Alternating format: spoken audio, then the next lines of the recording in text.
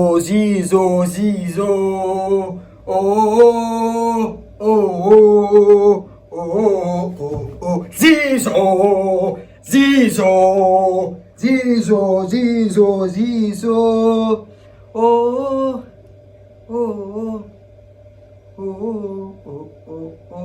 زيزو زيزو زيزو زيزو زيزو. ازيك يا حبيب الزرزير، عامل ايه؟ مبروك التأهل للمرحلة اللي جاية عشان هنواجه سان داونز في قبل النهائي. كولر اتعلم من اخطائه الماتش اللي فات والحمد لله بدأ بهي الخطة. يا ابن الايه يا كولر، يا ابن الايه يا كولر، اتعلم من اخطائه قام بادئ بهي الخطة.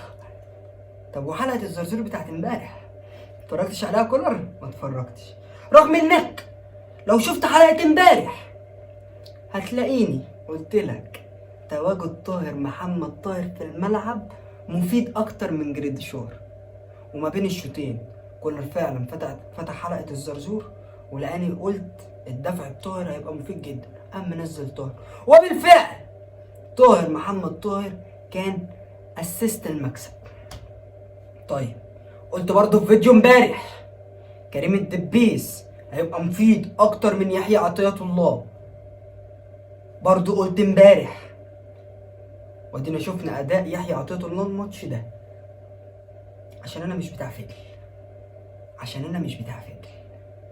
فبسم الله الرحمن الرحيم، تعال نخش في اللقاء.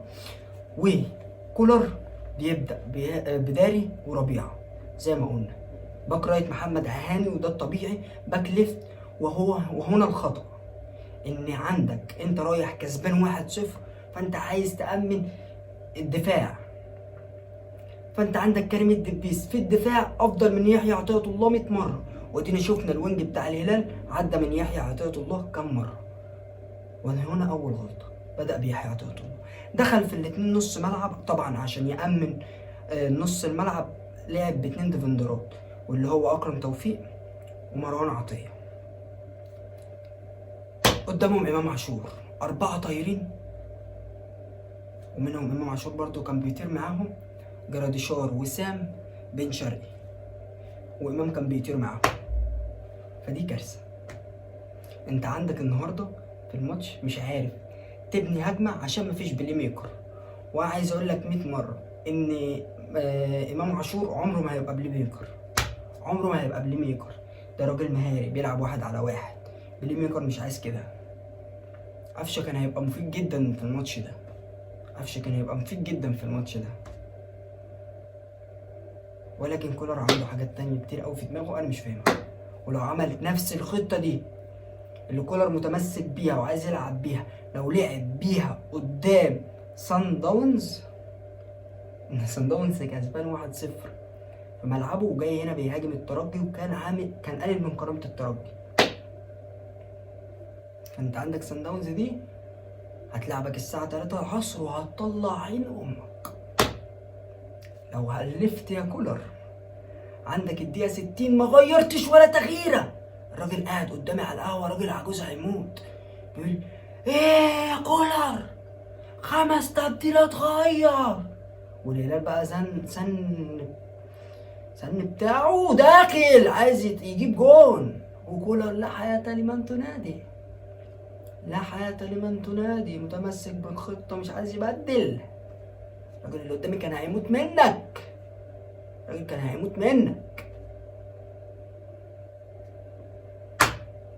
حكم المباراة ده عليا الطلاق سوداني ومجنسينه صومالي عشان يحكم الماتش ده. حكم المباراة، يا رب تسامحني على كمية الشتائم اللي طلعت مني. رسالة لحكم المباراة، جنس امك ايه؟ بلم ولا رجعت للفار؟ طب ده رميات التماس ما بتشوفش مين اللي طلع عليه رمية التماس؟ رميات التماس والكورنرات مش عارف مين اخر واحد لمس الكورة. كفيف ما بتشوفش. تعالوا امسك اللعيبة واحد. محمد الشناوي ايه ده يالا ده؟ السد العالي يا ليالي يا ليالي شناوي سعدل عليه. الشناوي النهارده 10 من 10، 10 من 10. خش قدامه ربيعه وداري، داري الله اكبر على داري.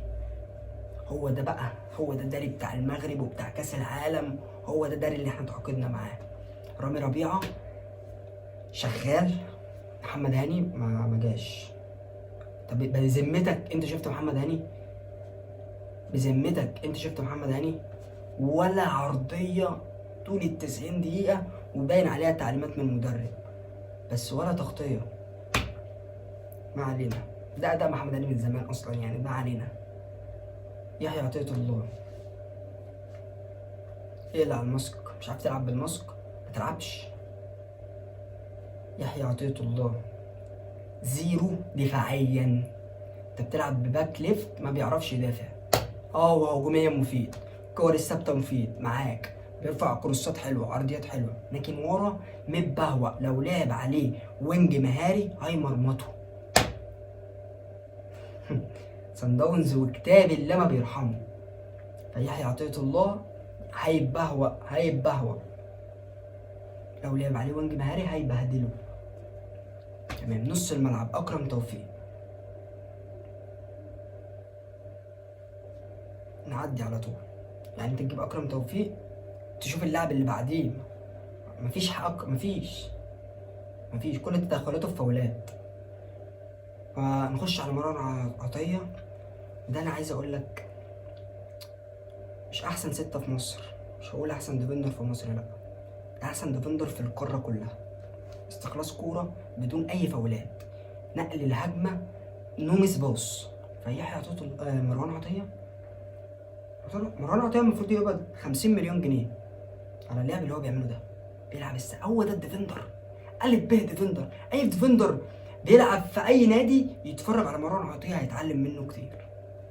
امام عاشور النهارده هو ده عاشور، ولقطته مع ربيعه في اخر الماتش بعد الجون هي دي اللي انا كنت مستنيها وعارف اللي هي هتحصل. فانت عندك امام عاشور مفيد جدا هجوميا، بس ما يلعبش بلاي ميكر تستفاد منه. بياخد الكرة بيجري بيها، بيخليك تقطع مسافة كبيرة في الملعب، بيهاجم، بيرفع، بيلعب 1 على 1 حلو. فانت بقى لو عايز تألف يا كولر، لو عايز تألف، اجيب بن شرقي هاف ليفت واجيب امام عاشور هاف رايت وفي النص وسام. دي تأليفة ممكن تفيدك. لكن جراديشار فيرويد انا لسه طالع من خط الهجوم. فانت عندك امام عاشور عمره ما هيفيدك غير لما يبقى جنبه بلاي ميكر زي قفشه، زي ممكن احمد رضا يفيدك هنا امام. لكن امام بيلعب لوحده، مفيش حد بيسند عليه في نص الملعب. ما انت عندك مروان عطية، اكرم توفيق ما بيعدوش نص الملعب. فانت عندك كل اللي قدام ده امام عاشور بيبقى لوحده وعارف برضه يستغله. انت عندك امام عاشور كان في كوره طالع بيها من نص الملعب، فضل مأخر نفسه عقبال ما حد طلع له. المفروض العكس، الكوره دي لو في رجل قفشه هيأخر نفسه لحد ما امام يطلع له. انت فاهم؟ خش بقى على خط الهجوم. وسام ابو علي انا مش عارف فيه ايه، ورب تكون عارف فيه ايه، ورب تكون عارف فيه ايه. هل دي عين؟ هل دي حالة نفسية؟ هل ايه؟ انا مش فاهم، كتابي لا ما فاهم. وده وسام ولا ده مش وسام ولا ده ذكاء اصطناعي؟ مش عارف. فوسام راجع حساباتك، شوف ايه الغلط، في ايه، مش عارف. بن شرقي وجراديشار يا كولر. بن شرقي كده كده مش هقيم، ما ينفعش انا اقيم بن شرقي، يعني انا ما ينفعش اقيم بن شرقي. بن شرقي مقيم نفسه. جه شمال لعب، جه يمين لعب، جه شمال برجله الضعيفه الشمال عمل كروس. كان هيحط جراديشار بمقام تاريخ يحيى عطية الله كله. يعني عمل كروس، هو مش باك ليفت، عمل كروس برجله الضعيفه. يعني انا مش فاهم. الواد يجي شمال نافع، الواد يجي يمين نافع، فدي حاجه كويسه يا كولر. الواد بيلعب في الجنبين حلو.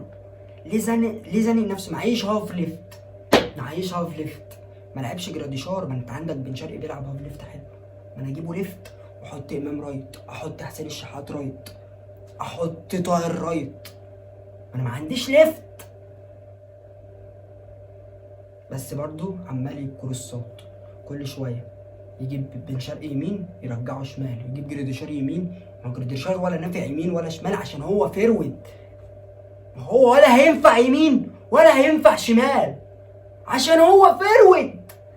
ايه الصعب في كده؟ ليه عايز تخلقه هاف؟ مش هيفيدك، مش هيفيدك. ما انا عندي هافات تفيدني، ما طاهر نزل فادني، ليه ما ابداش بيه واجيب اهو بن شرقي نافع في الشمال ونافع في اليمين، اجيبه في الشمال واحط بقى هاف رايت يفيدني في اليمين. انت شفت اهو ليه الفتش. انا كنت مستني تبديلة عمر كمال ينزل هاف رايت، وكتاب الله دي لو كانت نزلت يا نهار ابيض على الحمد لله اللي دي ما حصلتش، وربنا الحمد لله اللي دي ما حصلت يا كولر. فانت لو لعبت كده قدام صن داونز ورب الكون هنتفتق، ورب الكون هنتفتق، ورب الكون هنتفتق لو لعبت كده قصاد صن داونز. وحلقة صن داونز هتتصور وهنقول الخطة المناسبة وهنقول كولر المفروض يعمل ايه، وهو وخياله بقى. بس ورب الكون تاني، ورب الكون تاني، انت لو لعبت كده قصاد صن داونز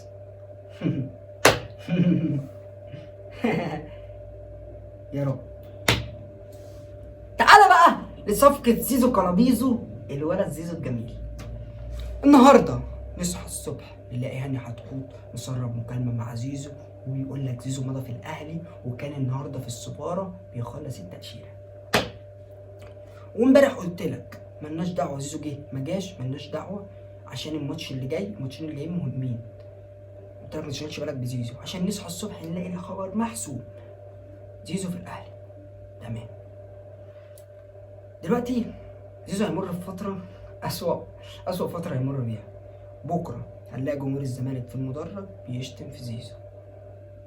النهارده شفنا الزمالك جمد زيزو، ولسه اللي جاي هيبقى أسوأ مع زيزو. لسه لحد 6 شهر عقده ممتد لحد شهر 6.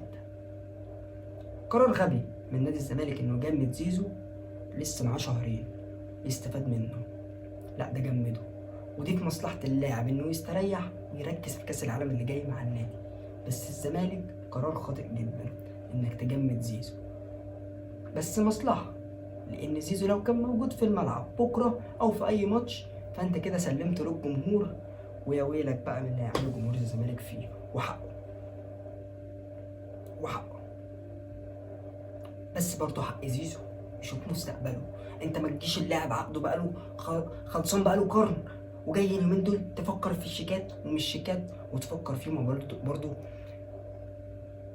اتشتم ابو احمد زيزو، اتشتم من ممدوح عباس شتايم قذرة، فيديوهات اتبعتت لوالد زيزو من ميدو انه بيشتم في زيزو وهو قاعد في المدرجات. الجمهور بقاله 3 ماتشات بيشتم في زيزو، الجمهور بقاله 3 ماتشات بيشتم في زيزو. زيزو بيرفع الكورنر الجمهور بيشتمه، زيزو مش مصدق بيقول لهم انا بتشتموني انا، وفيديوهات موجوده. مين اللي عمل كده؟ اداره نادي الزمالك سلمت زيزو للجمهور.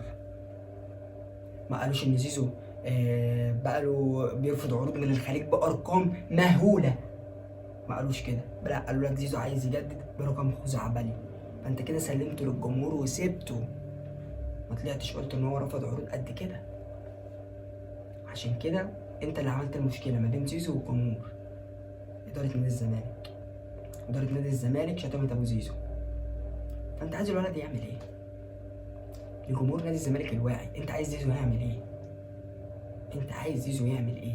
في وسط كل ده ابوك بيتشتم من الاداره، الاداره سلمتك للجمهور، عمال تتشتم وما بيذكرلكش الحلو بل بيذكر لك الوحش انك عايز تجدد برقم خزعبلي. فانت زيزو هيكمل اكتر من كده مع الزمالك، هيندم على الفرصه اللي جات له من النادي الاهلي بالشراء. ده قرار ناجح جدا من زيزو. هيطلع دلوقتي شيكابالا هيقول لك يرحل الجميع ويبقى نادي الزمالك، يرحل الجميع ويفنى ويبقى جمهور الزمالك موجود. ويعمل اجتماع مع اللعيبة ويمسك تليفوناتهم واحد واحد ويعمل انفولو لزيزو، وهو يعمل انفولو لزيزو وهيقول لهم ده جزاء اللي يخوننا، نعمل له انفولو، سنظل اوفياء. ده اللي هيحصل. ومرحبا بزيزو في الاهلي. صفقة صفقة صفقة صفقة. بس حبيبي الزرزور انتظر حلقة الماتش اللي جاي، بيراميدز اللي النهارده كان هيخرج من دوري الابطال ولكن الظروف خدمته. غدا او بعد غد القاك في حلقة ماتش الاهلي وبيراميدز، والاهلي هيعمل ايه وايه اللي جاي وايه اللي رايح. كان معك الزرزور، ما تنساش اللايك والاشتراك وتفعل زر الجرس، والى اللقاء في فيديوهات اخرى يا حبيبي الزرزور.